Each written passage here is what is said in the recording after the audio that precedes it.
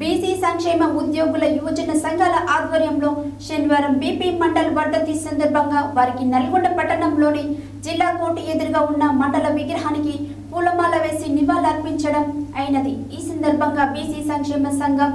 జాతీయ ఉపాధ్యక్షులు మిర్యాల యాదగిరి, బీసీ సంక్షేమ సంఘం జిల్లా అధ్యక్షులు దుడుగు లక్ష్మీనారాయణ, ఉద్యోగుల సంఘం జిల్లా అధ్యక్షులు వంగూరు నారాయణ యాదవ్లు మాట్లాడారు. బీసీ సంక్షేమ ఉద్యోగ యువజనుల సంఘాల ఆధ్వర్యంలో శనివారం బీపీ మండల్ వర్ధంతి సందర్భంగా వారికి నల్లగొండ పట్టణంలోని జిల్లా కోర్టు ఎదురుగా ఉన్న మండల విగ్రహానికి పూలమాల వేసి నివాళులర్పించడం అయినది.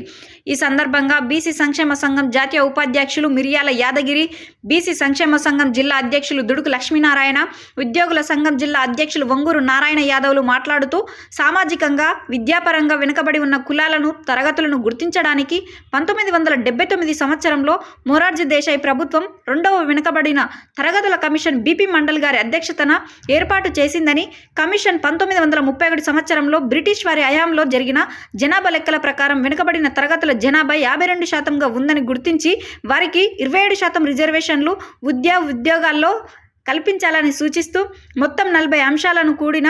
రిపోర్టును ప్రభుత్వానికి అందజేసిందని, 27% ఓబీసీ రిజర్వేషన్లను కూడా 1989లో ఏర్పడినటువంటి వీపీ సింగ్ ప్రభుత్వం అమలు చేసిందన్నారు. ఈ కార్యక్రమంలో బీసీ యువజన సంఘం జిల్లా అధ్యక్షులు మునాసా ప్రసన్న కుమార్, బెస్త సంఘం రాష్ట్ర అధ్యక్షులు గుండు వెంకటేశ్వర్లు, బీసీటీయూ జిల్లా అధ్యక్షులు శంకర్ గౌడ్, ఉద్యోగుల సంఘం జిల్లా ప్రధాన కార్యదర్శి బత్తుల శ్రీనివాస్, బీసీ సంక్షేమ సంఘం జిల్లా ఉపాధ్యక్షులు వెంకన్న యాదవ్, యువజన సంఘం పట్టణ అధ్యక్షులు చెరుపల్లి సదా శ్రీనివాస్ తదితరులు పాల్గొన్నారు.